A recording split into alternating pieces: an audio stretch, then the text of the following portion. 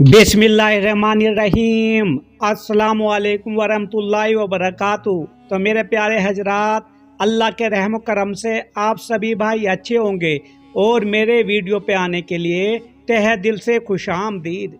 तो मेरे प्यारे दोस्त, दुनिया की हर कौम व मिल्लत में सबसे अहम मसला माशियात और इक्तिसादियात का है।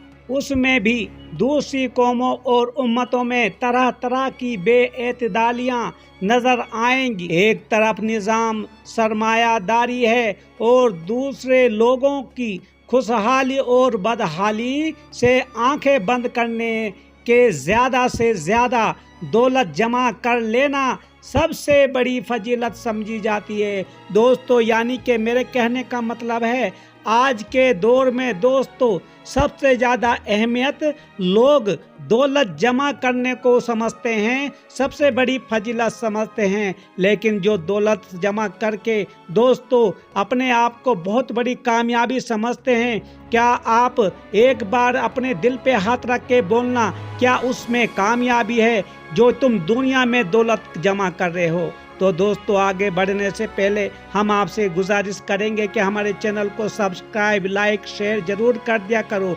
और दीन की बातें, कहीं भी दीन का मजला, कहीं भी महफिल हो दीन की, तो मेरे प्यारे दोस्तों जरूर सुने करो। उससे आपकी आखिरत और दुनिया भी संवर जाएगी। तो दोस्तों, जो पूरे पुराने ज़माने की कौम, वो भी इसी तरह हलाक हुई है, क्योंकि उसमें जो बादशाह होते थे वो दुनिया में दौलत जमा करके खुदाई का दावा कर बैठते थे। लेकिन अल्लाह ताला ने हमें कुरान पाक में 4 किस्म की बातें समझाई हैं दोस्तों। तो उसमें एक बात ये भी है कि दुनिया में जो लोग जो दौलत जमा करके खुदाई का दावा किस तरह करते थे, वो सोचते थे कि हम खुदा बन जाएंगे, नाउज़ुबिल्लाह मिन ज़ालिका। लेकिन अल्लाह ताला ने इबरतनाक वाक़ियात का बयान कुरान पाक में किस तरह से दोस्तों अल्लाह ताला ने बताया है कि उन लोगों को किस तरह से इबरतनाक अजाब आया और किस तरह से उनको अजाब खुदा का मजा चखना पड़ा दुनिया में, और आखिरत तो उन लोगों के लिए खसारा है। और दूसरी तरफ शख्सी और अनफरादी मलकियत है को सरे से जुर्म करार दिया जाता है, और गौर करने से मालूम होता है कि ये दोनों इक्तिसादी निज़ामों का हासिल माल दौलत की परसतें हैं। तो मेरे प्यारे दोस्तों, जो दौलत जमा करता है और समझता है मैंने दुनिया में कामयाबी कर ली और बड़ा खुश होता है, तो मेरे दोस्तों आपको बता दूं, हुजूर करीम सल्लल्लाहु अलैहि वसल्लम ने एक मौके पर नजात देने वाली चीज़ें बयान फरमाई। यहाँ हम उनमें से वो हिस्सा जिक्र करेंगे जो मज़कूरा मौजा से मुतल्लिक है। तो दोस्तों फरमाया, यानी मालदारी और मोहताजी दोनों हालात में मियाना रूई नजात देने वाली चीज़ें हैं। तंगसती और खुशहाली दोनों हालात में एतदाल का ख्याल रखे, और उसका आसान तरीका यह है कि हजूज को कम कर दे और हकूक़ को अदा करे। अगर गुनाह में खर्च करे या ऐसे नाजायज़ कामों में सिर्फ करे जो गुनाह में मुब्तला होने का सबब बने, जैसे ज़्यादा कीमती लिबास पहनने से अजब तकब्बुर, रियाया, सूदी कर्ज में मुब्तला हो, तो ये सब असराफ हैं और हराम हैं। मेरे प्यारे दोस्तों, जो दौलत को नशे में चूर हो गए हैं आज के दौर में, तो खास करके अपने बच्चों को भी यही समझाया जाता है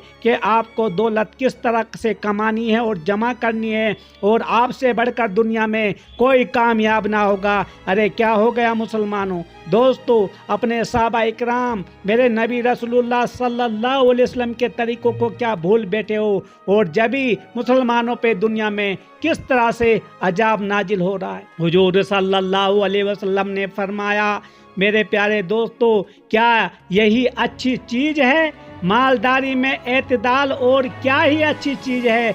गुर्बत में एतदाल तो हर चीज़ के हदूद हैं। बेमौके बेमहल خرچ نہ کریں اور مواقع معلوم کر کے اس کے موافق معاملہ کرنے سے اعتدال باقی رہے گا۔ اور قرآن میں ہے، اور جب وہ خرچ کرنے لگتے ہیں تو نہ فضول خرچی کرتے ہیں اور نہ تنگی کرتے ہیں، اور ان کا خرچ کرنا اس کے درمیان اعتدال پر ہوتا ہے۔ تو اعتدال فی الاعمال فی الفقر والغنی منجیات میں سے ہے، اس میں اعتدال پیدا کیا۔ ایک طرف تو دولت کو مقصد زندگی بنانے سے منع کیا اور انسانی عزت و شرافت اور کسی منصب وعد کا مدار اس پر نہیں رکھا، اور دوسری طرف تقسیم دولت کے ایسے پاکیزہ اصول مقرر فرمائے جن سے کوئی انسان ضروریات زندگی سے محروم نہ رہے، اور کوئی فرد فروساری دولت کو نہ سمیٹ لے۔ قابل اشتراک چیزوں کو مشترک اور وقت وقف عام رکھا۔ مخصوص چیزوں میں انفرادی ملکیت کو مکمل احترام کیا۔ حلال مال کی فضیلت، اس کے رکھنے اور استعمال کرنے کے طریقے میرے نبی کریم رسول اللہ صلی اللہ علیہ وسلم نے کس طرح سے سمجھائے۔ لیکن دوستو، آج کا دور وہ نہیں ہے۔ اس وقت بطور مثال چند نمونے اعتدال اور بے اعتدال کے پیش کرنے تھے۔ اس کے لیے اتنا ہی کافی ہے جس سے آیات مذکورہ کا مضمون واضح ہو گیا کہ امت محمدیہ صلی اللہ علیہ وسلم کو ایک معتدل اور بہترین امت بنایا گیا کہ ہے خود صوفیاء کرام اور اولیاء اعظام کی تعلیمات میں بھی راہ اوسط کی تعلیم دی گئی۔ راہ شریعت کے حاملین کے لیے شرک و کفر کے افراط و تفریط سے بچ کر راہ اوسط یعنی توحید پر قائم رہنے کی تعلیم دی جاتی ہے میرے دوستو۔ اور راہ طریقت کے سالکین کے لیے افراط و تفریط سے بچ کر راہ اوسط یعنی شرک خفی سے بچنا ہے۔ راہ حقیقت کے حاملین کے لیے افراط و تفریط سے بچ کر راہ اوسط یعنی شرک خفی سے بچنے کی تلقین کی جاتی ہے۔ راہ معرفت کے واصلین کے لیے افراط و تفریط سے بچ کر راہ اوسط یعنی شرک خفی اخفا سے بچنے کی تلقین کی جاتی ہے۔ لیکن اولیاء کی ان تعلیمات کو تفصیلاً کسی اللہ والے سے سمجھنا موجب خیر و برکت اور باعث سعادت ہوتا ہے۔ اس کے لیے صدق طلب اور جہد مسلسل دور معیت صادقین کی ضرورت ہے۔ اس کے بغیر یہ عقد سے عقدے حل نہیں ہوتے۔ تو میرے پیارے دوستو، ہمیں سمجھنا پڑے گا ہمارے نبی کریم صلی اللہ علیہ وسلم نے کس طرح سے ہمیں جینے کا راستہ سمجھایا تھا۔ کیا کسی بھائی آج اس راستے پہ چلنے کی کوشش کرتے ہیں؟ آپ تو چلنے کی کوشش میں کیا بتاؤں، دیکھنا بھی پسند نہیں کرتے، سننا بھی پسند نہیں کرتے۔ وہ حالات ہیں آج کے دور پہ۔ لیکن آپ کو میں نے پہلے بتا دیا، کیونکہ آج دین کی طرف نہیں کوئی چلتا دوستو۔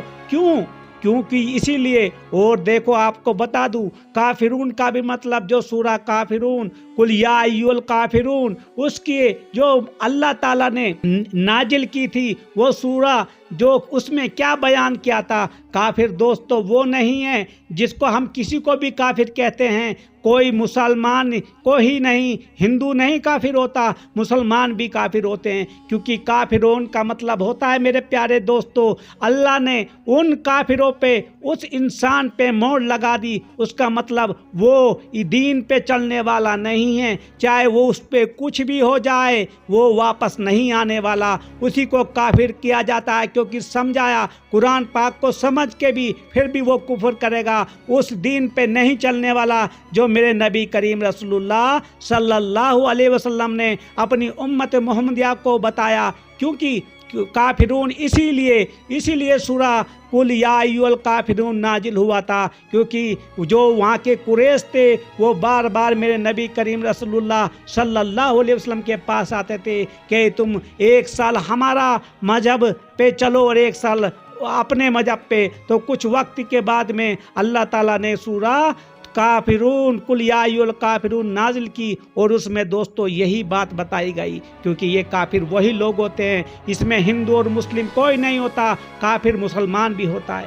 تو میرے دوستو، شاہ ولی اللہ دہلوی نے اپنی کتاب میں تعریف دین کے کیا اسباب پیش آئے ہیں اور شریعت نے ان سب دروازوں پر کس طرح پہرا بٹھایا ہے کہ کسی سوراخ سے یہ وبائے اس امت میں نہ پھیلے۔ لیکن دوستو آج وہ وقت نہیں ہے۔ کس طرح سے دوستو دنیا خالی اس جو مال ہے، اس دنیا کا جو مال میں دنیا جمع کرنے پہ لگی ہے، دنیا جمع کرنے پہ لگی ہے مال پہ۔ اپنے بچوں کو بھی بولتے ہیں بڑے سکول میں جاؤ، بڑی محنت کرو، بڑی پڑھائی کرو، تم یہ بنو گے، تم ڈاکٹر بنو گے، انجینئر بنو گے، پتہ نہیں کیا کیا بنو گے۔ لیکن ان ماں باپ کو شرم آنی چاہیے۔ ارے دوستو، تم دنیا کی باتیں تو ان کو ایسے سکھاتے ہو جیسے طوطے کو دوستو، ایک بچے کو طوطا بنا کے وہ انسان جیسی بات کرنے لگتا ہے۔ لیکن جو آخریت ہے، جو اللہ تعالیٰ نے قرآن میں بیان فرمایا،